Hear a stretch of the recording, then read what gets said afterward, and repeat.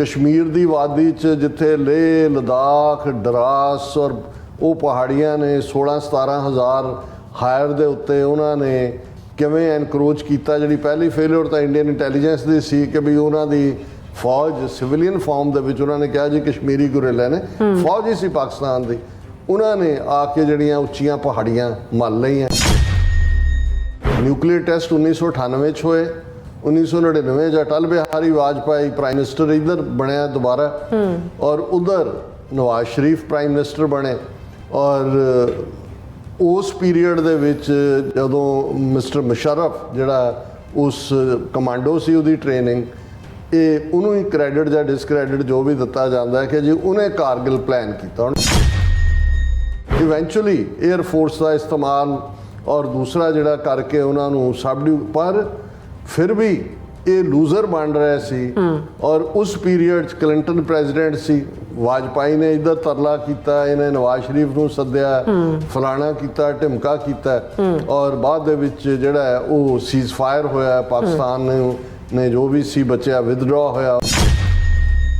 पाकिस्तान का nuclear deterrent जिहड़ा 98 च उन्होंने टेस्ट किए किवें प्रूव होया, क्योंकि 1999 बहुत कैजुअलिटीज़ कारगिल च लईयां इंडिया ने, लेकिन इसके बावजूद उन्होंने वैसटर्न बॉर्डर नहीं खोलिया। ये लड़ाई जिहड़ी है हुसैनी वाला वाघा जां दूजा, क्योंकि उन्होंने पता सी कि जे ये बॉर्डर खोलिया तो ये full fledged war they which convert हो जाएगा और उहदे च न्यूक्लीयर इस्तेमाल होएगा।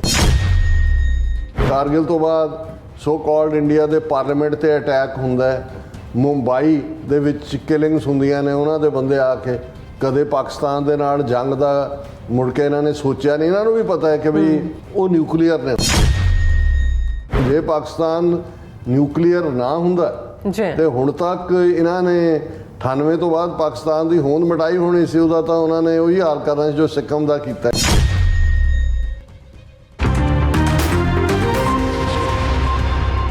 Viewers welcome back on program. So इस गलबात करांगे कि अज भारत पाकिस्तान विचाले कारगिल जंग की 25ਵੀਂ वर्षगांठ है।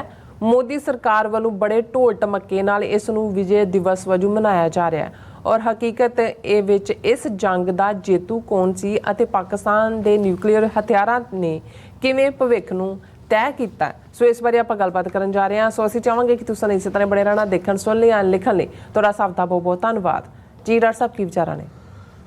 सर कपूर सिंह जिहड़े 20वीं सदी के साडे वड्डे सिख फिलासफर होए ने, उन्हां दे नाल एक मीटिंग के दौरान उन्होंने ब्राह्मणवादियों का एक करैक्टर या एक ट्रेट बयान किया कि ये किवें झूठ का सहारा लैके जां इन्ना क नॉइज़ किसी इशू के उत्ते खड़ा कर दिंदे ने कि जिहड़ा जित वाला है उन्होंने हार दे विच बदल तक चले जाते हैं और फिर उन्होंने इन्ना प्रचारते हैं उस झूठी जित नूं कि मेजोरिटी जिहड़े ने वो बिलीव करन लग जाते हैं। तो इतिहास के पन्नियां ते भी बहुत सारिया ऐसिया घटनावां जिहड़ियां ने वो जिहदे च ये हारे हुए ने लेकिन उन्होंने जित वजों पेश किया जाता है। अच्छा। और सर कपूर सिंह होरां ने जिहड़ा वाक़या जदों मैं अक्सर शंकराचार्य का जिक्र करदा है, हालांकि ये इन्हां दा दिता ना, उहदा नाम तो शंकर सी, आचार्य ग्रेट टीचर।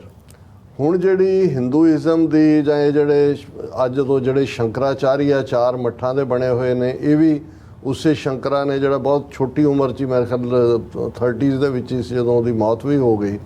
केरला दा नबूदरी ब्राह्मण जिन्हें बुद्ध धर्म के खात्मे दे विच जिहदा ये वैपन मैं अक्सर पहले शास्त्र से मारो अगर बच जाए फिर शस्त्र से मारो, ये शंकरा ने किवें शास्त्र दे नाल और शस्त्र दे नाल दोनों नाल बुद्ध धर्म का खात्मा किया, एक वखरा विशा जां वखरी डिबेट है। और सर कपूर सिंह ने कहा कि भाई ये जदों शंकरा काठमंडू गया अपने उस जिहड़ा जिन्हों ये अभियान कहंदे ने जां मुहिम है कि जी आ जाओ, और शास्त्र नाल तां इह हुंदा सी भी तुसीं खुला सद्दा दे रहे हो कि डिबेट कि भी, और डिबेट दे विच सवाल ही हुंदे सी जिहड़े अध्यात्म नाल संबंधित ने, मनुष्य की है, उहदा जीवन का लक्ष्य की है, अद्वैत की है, माया और प्रभु की है, ਫਲਾਣਾ, ਔਰ ਉਹਦੇ 'ਚ ਉਹ ਆਪਣੇ ਸ਼ਾਸਤਰ 'ਚੋਂ ਕੋਟ ਕਰਦਾ ਸੀ, ਦੂਜਾ ਆਲੇ ਦੁਆਲੇ ਜਿਹੜੇ ਲੋਕ ਜਿਹੜੇ ਨੇ ਉਹ ਬਹਿ ਜਾਂਦੇ ਸੀ, ਉਹਨਾਂ 'ਚ ਲਰਨਡ ਲੋਕ ਵੀ ਹੁੰਦੇ ਸੀ, ਆਮ ਕਰਾਊਡ ਵੀ ਹੁੰਦੀ ਸੀ। ਅੱਛਾ। ਔਰ ਉਸ ਕਾਠਮੰਡੂ ਦੀ ਡਿਬੇਟ ਦੇ ਵਿੱਚ ਜਿਹੜਾ ਬੁੱਧਿਸਟ ਮੰਕ ਜਿਹੜਾ ਜਿਹਦੀ ਬੜੀ ਲੰਮੀ ਉਮਰ ਸੀ ਔਰ ਬਹੁਤ ਜਿਹੜਾ ਉਹ ਰੜਿਆ ਗੁੜਿਆ ਹੋਇਆ ਸੀ, ਉਹਨੇ ਸ਼ੰਕਰਾ ਨੂੰ ਨਿਰਉੱਤਰ ਕਰ ਦਿੱਤਾ ਕਿ ਜਿਉਂ-ਜਿਉਂ ਡਿਸਕਸ਼ਨ ਚੱਲੀ, ਕਿਉਂਕਿ ਬੁੱਧ ਦੀ ਫਿਲਾਸਫੀ ਬਿਲਕੁਲ ਡਿਫਰੈਂਟ। ਅੱਜ ਤਾਂ ਉਹਨੂੰ ਉਹਨਾਂ ਨੇ ਬੁੱਧ ਮੰਦਿਰ ਬਣਾ ਕੇ ਉਹ ਹਿੰਦੂ ਮੰਦਿਰਾਂ ਵਾਂਗ ਹੀ ਪੁਜਾਰੀ ਬਿਠਾਏ ਹੋਏ ਨੇ। ਹੁਣ ਜਿਉਂ ਹੀ ਸ਼ੰਕਰਾ ਹਾਰ ਰਿਹਾ ਸੀ, ਇੱਕ ਤੋਂ ਬਾਅਦ ਇੱਕ ਉਹ ਨਿਰਉੱਤਰ ਹੋ ਰਿਹਾ ਸੀ, ਤੇ ਜਿਹੜਾ ਉਹਨਾਂ ਨੇ ਪਹਿਲਾਂ ਹੀ ਕਰਾਊਡ ਇਕੱਠੀ ਕੁਝ ਕਰਾ ਕੇ ਲਿਆਂਦੀ ਹੋਈ ਸੀ, ਕੁਝ ਉਹਦੇ ਸਕਾਲਰ ਸੀ, ਕੁਝ ਦੂਜੇ ਸੀ, ਉਹਨਾਂ ਨੇ ਉੱਚੀ ਉੱਚੀ ਹੁਣ ਉੱਥੇ ਕਿਹੜਾ ਉਹਨਾਂ ਜ਼ਮਾਨਿਆਂ 'ਚ ਕੋਈ ਮਾਈਕ ਸੀ ਜਾਂ ਓਪਨ ਕਈ ਏਕੜ ਦੇ ਵਿੱਚ ਪੰਡਾਲ ਲੱਗੇ ਸੀ, ਮੰਡਲ ਹੀ ਹੋਣਗੇ ਜਿੱਥੇ ਬਿਠਾਏ ਹੋਣਗੇ, ਉਹਨਾਂ ਨੇ ਰੌਲਾ ਪਾਤਾ ਵੀ ਜੀਤ ਗਏ ਸ਼ੰਕਰਾ ਹਮਾਰੇ, ਜੀਤ ਗਏ ਹਮਾਰੇ, ਉਹਨੂੰ ਸਿਰ ਤੇ ਚੁੱਕ ਲਿਆ, ਉਹਨੂੰ ਫਲਾਣਾ। ਸੋ ਮਤਲਬ ਇਹ ਹੈ ਕਿ ਜਿਹੜੀ ਡਿਫੀਟ ਸੀ ਉਹਨੂੰ ਉਹਨਾਂ ਨੇ ਵਿਕਟਰੀ 'ਚ ਹਾਲਾਂ ਉੱਥੋਂ ਆ ਗਿਆ ਵਾਪਸ, ਇਸ ਲਈ ਕਾਠਮੰਡੂ ਤੋਂ ਬਾਅਦ ਉਹਨੇ ਜਿਹੜਾ ਉਹ ਸ੍ਰੀਲੰਕਾ ਨਹੀਂ ਜਾ ਸਕਿਆ, ਜਿਹੜਾ ਉਸ ਤੋਂ ਬਾਅਦ ਦੀ ਉਹਦੀ ਐਕਸਪੀਡੀਸ਼ਨ ਸੀ। ਲੇਕਿਨ ਉਹਨਾਂ ਨੇ ਸ਼ੰਕਰਾ ਨੂੰ ਇੱਕ ਵੱਡੇ ਅਵਤਾਰ ਵਾਂਗ ਪੇਸ਼ ਕਰਕੇ ਉਹਦੇ ਮੱਠ ਤੇ ਦੂਜੇ ਉਹਨੂੰ ਜਿੱਤ ਗਏ। ਹੁਣ ਮੈਂ ਕਿਉਂਕਿ ਮੇਰੇ ਮਾਈਂਡ 'ਚ ਇਹ ਘਟਨਾ ਆਲਮੋਸਟ ਸ਼ਾਇਦ 1984 ਐਂਡ ਦੀ ਹੋਏ ਜਾਂ 85 ਬਿਗਨਿੰਗ ਦੀ ਹੋਏ, ਸਰ ਸਾਹਿਬ ਦੇ ਨਾਲ ਜਿਸ ਮੁਲਾਕਾਤ 'ਚ ਗੱਲਬਾਤ ਉਹਨਾਂ ਨੇ ਸੁਣਾਈ।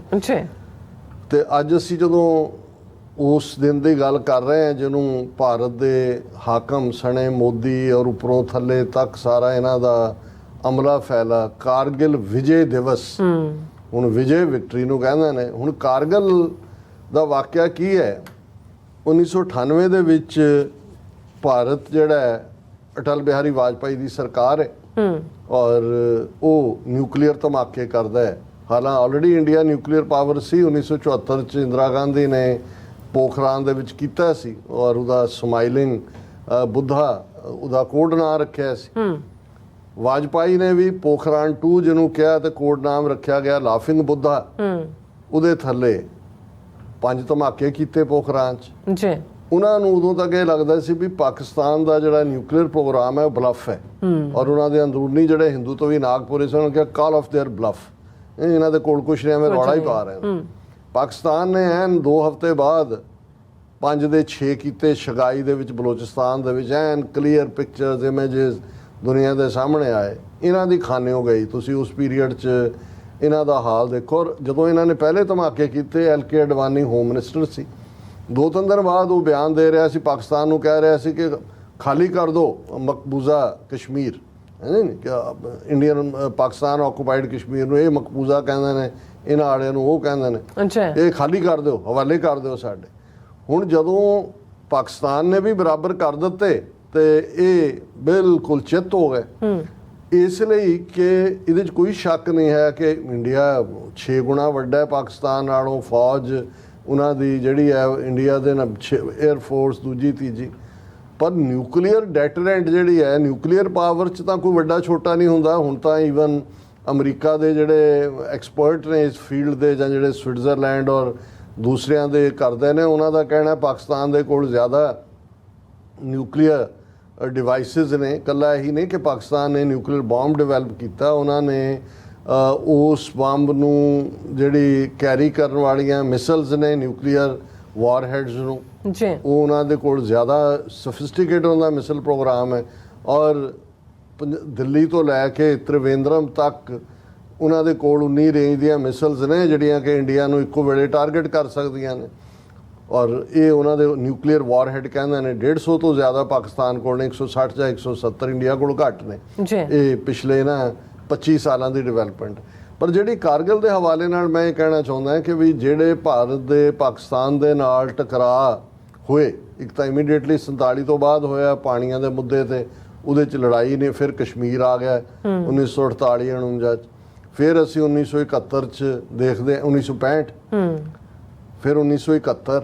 ਹੁਣ 65 ਔਰ 71 ਦੇ ਪੀਰੀਅਡ ਦੇ ਵਿੱਚ ਇੱਕ ਪਾਰਟ ਹੁੰਦਾ ਸੀ ਕਿਉਂਕਿ ਪਾਕਿਸਤਾਨ ਦਾ ਜੰਮੂ ਕਸ਼ਮੀਰ ਛੰਭ ਜੋੜੀਆਂ ਸੈਕਟਰ ਜਾਂ ਉਸ ਪਾਸਿਓਂ ਉਹਨਾਂ ਨੂੰ ਜਿਓਗ੍ਰਾਫੀਕਲ ਐਡਵਾਂਟੇਜ ਹੈ, ਉਹਨਾਂ ਦੀ ਫੌਜ ਈਜ਼ੀਲੀ ਵਿੱਚ ਵੜ ਜਾਂਦੀ ਸੀ। ਜਿਹੜਾ ਉਹਨਾਂ ਦਾ ਵੈਸਟਰਨ ਸੈਕਟਰ ਹੈ, ਜਿਹੜਾ ਇਧਰੋਂ ਵਾਘਾ ਹੈ ਜਾਂ ਹੁਸੈਨੀਵਾਲਾ ਹੈ, ਇਹਦੇ 'ਚ ਡਿਸਐਡਵਾਂਟੇਜ ਆ ਉਹਨਾਂ ਦੀਆਂ ਆਬਾਦੀਆਂ ਨੇ, ਲਾਹੌਰ ਤਾਂ 15 ਮੀਲ ਦੇ ਉੱਤੇ ਜੀ। ਹੈ। ਔਰ ਦੂਸਰਾ ਇਹਨਾਂ ਦੋਨੋਂ ਮੌਕਿਆਂ ਤੇ 65 ਔਰ 71 ਦੀਆਂ ਜੰਗਾਂ ਵੇਲੇ ਇੰਡੀਆ ਕੀ ਕਰਦਾ ਸੀ ਵੀ ਜਿਉਂ ਹੀ ਕਸ਼ਮੀਰ ਦੇ ਵਿੱਚ ਉਹ ਲੂਜ਼ਰ ਹੁੰਦੇ ਸੀ ਇੰਡੀਅਨ, ਤੇ ਇਧਰਲਾ ਫਰੰਟ ਖੋਲ ਦਿੰਦੇ ਸੀ। ਔਰ ਉਹਦੇ ਥੱਲੇ ਪਾਕਿਸਤਾਨ 'ਚ ਇੱਕ ਪੈਨਿਕ ਵੀ ਹੁੰਦਾ ਸੀ ਵੀ ਲਾਹੌਰ ਨਾ ਚਲਾ ਜਾਏ, ਨੁਕਸਾਨ ਵੀ ਆਬਾਦੀਆਂ ਦੇ ਉੱਤੇ ਵੀ। ਔਰ ਉਹ ਅਲਟੀਮੇਟਲੀ ਪਾਕਿਸਤਾਨ ਨੂੰ ਸੀਜ਼ ਫਾਇਰ ਦੇ ਉੱਤੇ ਮਜਬੂਰ ਕਰ ਦਿੰਦਾ ਸੀ। ਜਿਵੇਂ 65 ਦੇ ਵਿੱਚ ਜਿਹੜਾ ਹੈ ਉਹ ਤਾਸ਼ਕੰਦ ਸਮਝੌਤਾ, ਬਾਅਦ ਦੇ ਵਿੱਚ ਅਯੂਬ ਖਾਨ ਔਰ ਲਾਲ ਬਹਾਦਰ ਸ਼ਾਸਤਰੀ ਦੇ ਵਿਚਾਲੇ ਹੋਇਆ। 71 ਦੇ ਵਿੱਚ ਉਹ ਸਾਰਾ ਜਿਹੜਾ ਬੇਸ਼ੱਕ 90,000 ਤੋਂ ਜ਼ਿਆਦਾ ਉਹਨਾਂ ਦੇ ਫੌਜੀ ਔਰ ਸਿਵਿਲੀਅਨ ਪ੍ਰਿਜ਼ਨਰ ਆਫ ਵਾਰ ਸੀ, ਬਟ ਇਵੈਂਚੁਅਲੀ 72 ਦਾ ਜਿਹੜਾ ਐਗਰੀਮੈਂਟ, ਸ਼ਿਮਲਾ ਐਗਰੀਮੈਂਟ ਜਿਹਨੂੰ ਕਹਿੰਦੇ ਨੇ, ਜਿਹਦੇ ਥੱਲੇ ਫੌਜੀ ਵੀ ਵਾਪਸ ਲਏ ਪਾਕਿਸਤਾਨ ਨੇ, ਆਪਣਾ ਇਲਾਕਾ ਵੀ ਵਾਪਸ ਲਿਆ। ਹੁਣ ਕਿਉਂਕਿ ਜਿਹੜਾ ਮੇਰਾ ਵਿਊ ਪੁਆਇੰਟ ਹੈ ਕਾਰਗਿਲ ਦੇ ਉੱਤੇ ਈਵਨ ਬਹੁਤ ਡਿਫਰੈਂਟ ਹੋਏਗਾ। ਬਹੁਤ ਸਾਰੇ ਪਾਕਿਸਤਾਨੀ ਸਕਾਲਰ ਵੀ ਜਿਹੜੇ ਇਹ ਦੋਸ਼ ਉਹਨੂੰ ਮੁਸ਼ਰਫ ਨੂੰ ਦੇਣਗੇ ਕਿ ਦੂਜੇ ਦੇਖੋ ਜੀ ਵਾਜਪਾਈ ਨੇ ਤਾਂ ਬਸ ਡਿਪਲੋਮੇਸੀ ਕੀਤੀ ਸੀ, ਬਸ ਲੈ ਕੇ ਗਿਆ ਸੀ, ਉਹ ਕਸ਼ਮੀਰੀਅਤ ਦੀ ਗੱਲ ਕਰ ਰਿਹਾ ਸੀ, ਔਰ ਇਹ ਕਾਰਗਿਲ ਨੇ ਉਹ ਸਾਰਾ ਪਾਰਟ ਬੇੜਾਗਰ ਕਰਤਾ ਜਿਹੜਾ ਕਿ ਇੰਡੀਆ ਪਾਕਿਸਤਾਨ ਕਲੋਜ਼ ਹੋਣ ਵਾਲੇ ਸੀ। ਮੈਂ ਸਮਝਦਾ ਵੀ ਨਹੀਂ, ਇਹ ਕਿਉਂਕਿ ਪਾਕਿਸਤਾਨੀ ਵੀ ਬਹੁਤ ਸਾਰੇ ਉਸੇ ਹੀ ਉਹਨਾਂ ਦੇ ਜਰਨਲਿਸਟ ਜਾਂ ਇਹਦੇ ਤੇ ਇੱਕ ਦੋ ਬੀਬੀਆਂ ਨੇ ਉੱਥੇ ਕਿਤਾਬਾਂ ਵੀ ਲਿਖੀਆਂ ਨੇ ਕਿ ਜੀ ਜੇ ਕਾਰਗਿਲ ਨਾ ਹੁੰਦਾ ਤੇ ਫਿਰ ਸਾਡੀ ਅਮਨ ਦੀ ਔਰ ਦੂਜੀ ਹੱਟੀ ਬੜੀ ਚੱਲਦੀ, ਬੜੀ ਖੁਸ਼ਬੂ ਹੁੰਦੀ ਅਮਨ ਦੀ। ਆਲ ਨੌਨਸੈਂਸ।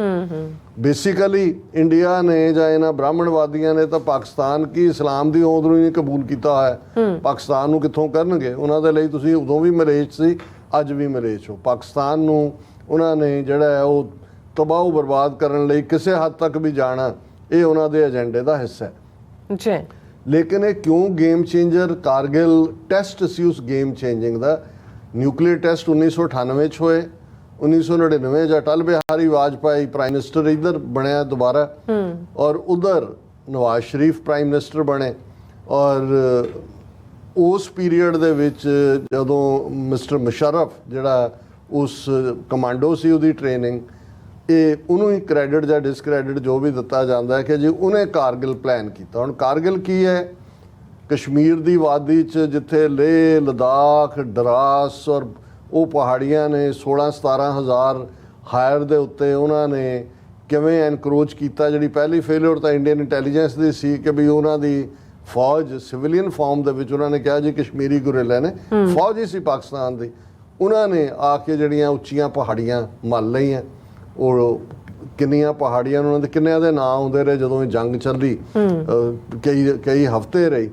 ਹੁਣ ਉਹਦੇ ਜਦੋਂ ਉੱਪਰ ਆ ਕੇ ਬੈਠ ਗਏ ਔਰ ਪਾਕਿਸਤਾਨ ਕੋਲ ਉਸ ਜਿਹੜੀ ਹੈ ਮਿਲੀਟੈਰਲੀ ਐਡਵਾਂਟੇਜ ਸੀ ਕਿ ਉਹ ਤਾਂ ਹਾਈਟਸ ਦੇ ਉੱਤੇ ਸੀ।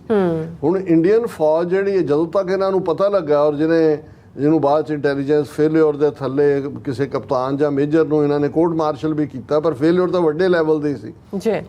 ਹੁਣ ਇਹ ਥੱਲੋਂ ਉੱਪਰ ਨੂੰ ਜਾਣ ਦੀ ਕੋਸ਼ਿਸ਼ ਕਰਦੇ ਸੀ। ਔਰ ਮੈਨੂੰ ਯਾਦ ਹੈ, ਜਿਨ੍ਹਾਂ ਨੂੰ ਹੁਣ ਯਾਦ ਹੋਏ ਜਾਂ ਤੁਸੀਂ ਕੱਢ ਲਓ, ਪੰਜਾਬ ਦਾ ਕੋਈ ਪਿੰਡ ਐਸਾ ਨਹੀਂ ਹੋਏਗਾ ਜਿੱਥੇ ਤਿਰੰਗੇ 'ਚ ਲਿਪਟ ਕੇ ਕਿਸੇ ਸਿੱਖ ਸੋਲਜਰ ਦੀ ਬਾਡੀ ਨਾ ਆਈ ਹੋਏ। ਇੰਨਾ ਜਾਨੀ ਨੁਕਸਾਨ ਕਾਰਗਿਲ 'ਚ ਹੋਇਆ ਕਿਉਂਕਿ ਇਹ ਉੱਪਰ ਨੂੰ ਉਹ ਉੱਪਰ ਬੈਠੇ ਸੀ ਹਾਇਰ ਪੋਜੀਸ਼ਨ ਦੇ ਉੱਤੇ। ਇਵੈਂਚੁਅਲੀ 에ਅਰ ਫੋਰਸ ਦਾ ਇਸਤੇਮਾਲ ਔਰ ਦੂਸਰਾ ਜਿਹੜਾ ਕਰਕੇ ਉਹਨਾਂ ਨੂੰ ਸਬਡਿਊ, ਪਰ ਫਿਰ ਵੀ ਇਹ ਲੂਜ਼ਰ ਬਣ ਰਿਹਾ ਸੀ। ਔਰ ਉਸ ਪੀਰੀਅਡ 'ਚ ਕਲਿੰਟਨ ਪ੍ਰੈਜ਼ੀਡੈਂਟ ਸੀ, ਵਾਜਪਾਈ ਨੇ ਇੱਧਰ ਤਰਲਾ ਕੀਤਾ, ਇਹਨੇ ਨਵਾਜ਼ ਸ਼ਰੀਫ ਨੂੰ ਸੱਦਿਆ, ਫਲਾਣਾ ਕੀਤਾ, ਢਿਮਕਾ ਕੀਤਾ, ਔਰ ਬਾਅਦ ਦੇ ਵਿੱਚ ਜਿਹੜਾ ਹੈ ਉਹ ਸੀਜ਼ ਫਾਇਰ ਹੋਇਆ। ਪਾਕਿਸਤਾਨ ਨੇ ਜੋ ਵੀ ਸੀ ਬਚਿਆ, ਵਿਦਡਰਾ ਹੋਇਆ ਉਹਨਾਂ ਦਾ। ਹੁਣ ਇਹਦੇ 'ਚ ਮੈਂ ਇਹਨੂੰ ਕਿਉਂ ਵਿਕਟਰੀ ਕਹਿੰਦਾ? ਇਹ ਠੀਕ ਹੈ ਕਿ ਵੀ ਕਾਰਗਿਲ ਜਿਹੜਾ ਹੈ ਉਹਨਾਂ ਨੇ ਖਾਲੀ ਕੀਤਾ, ਵਿਕੇਟ ਕੀਤਾ, ਐਮਟੀ ਕੀਤਾ, ਉਹ ਕਰਨਾ ਵੀ ਪੈਣਾ ਸੀ।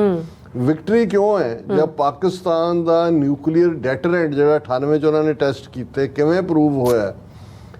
ਕਿਉਂਕਿ 1999 ਚ ਬਹੁਤ ਕੈਜੂਅਲਟੀਜ਼ ਕਾਰਗਿਲ ਚ ਲਈਆਂ ਇੰਡੀਆ ਨੇ, ਲੇਕਿਨ ਇਹਦੇ ਬਾਵਜੂਦ ਉਹਨਾਂ ਨੇ ਵੈਸਟਰਨ ਬਾਰਡਰ ਨਹੀਂ ਖੋਲਿਆ। ਇਹ ਲੜਾਈ ਜਿਹੜੀ ਆ ਹੁਸੈਨੀ ਵਾਲਾ, ਵਾਘਾ ਜਾਂ ਦੂਜਾ, ਕਿਉਂਕਿ ਉਹਨਾਂ ਨੂੰ ਪਤਾ ਸੀ ਕਿ ਜੇ ਇਹ ਬਾਰਡਰ ਖੋਲਿਆ ਤੇ ਇਹ ਫੁੱਲ ਫਲੈਜਡ ਵਾਰ ਦੇ ਵਿੱਚ ਕਨਵਰਟ ਹੋ ਜਾਏਗਾ ਔਰ ਉਹਦੇ ਵਿੱਚ ਨਿਊਕਲੀਅਰ ਇਸਤੇਮਾਲ ਹੋਏਗਾ। ਬਿਲਕੁਲ। ਔਰ ਇਹ ਜਿਹਨੂੰ ਅਸੀਂ ਜਦੋਂ ਪਾਕਿਸਤਾਨ ਕਹਿੰਦਾ ਹੈ ਕਿ ਜੀ ਅਸੀਂ ਨਿਊਕਲੀਅਰ ਸਾਡਾ ਐਜ਼ ਏ ਡੈਟਰੈਂਟ ਹੈ, ਸੋ ਮੈਂ ਸਮਝਦਾ, ਔਰ ਇਹ ਗੱਲ ਕੱਲੀ 1999 ਤੱਕ ਮਹਿਦੂਦ ਨਹੀਂ ਹੈ। ਕਾਰਗਿਲ ਤੋਂ ਬਾਅਦ ਸੋ ਕਾਲਡ ਇੰਡੀਆ ਦੇ ਪਾਰਲੀਮੈਂਟ ਤੇ ਅਟੈਕ ਹੁੰਦਾ ਹੈ, ਮੁੰਬਈ ਦੇ ਵਿੱਚ ਕਿਲਿੰਗਸ ਹੁੰਦੀਆਂ ਨੇ, ਉਹਨਾਂ ਦੇ ਬੰਦੇ ਆ ਕੇ ਕਦੇ ਪਾਕਿਸਤਾਨ ਦੇ ਨਾਲ ਜੰਗ ਦਾ ਮੁੜ ਕੇ ਇਹਨਾਂ ਨੇ ਸੋਚਿਆ ਨਹੀਂ। ਇਹਨਾਂ ਨੂੰ ਵੀ ਪਤਾ ਹੈ ਕਿ ਵੀ ਉਹ ਨਿਊਕਲੀਅਰ ਨੇ, ਹੁਣ ਉਹ ਜੰਗ 65-71 ਵਾਲਾ ਨਹੀਂ ਹੈ ਵੀ ਤੁਸੀਂ ਵੜ ਗਏ ਜੀ ਅਸੀਂ ਛੁਗਲ ਨਹਿਰ ਤੇ ਪਹੁੰਚ ਗਏ, ਅਸੀਂ ਇੱਥੇ ਪਹੁੰਚ ਗਏ, ਉੱਥੇ ਪਹੁੰਚ ਗਏ।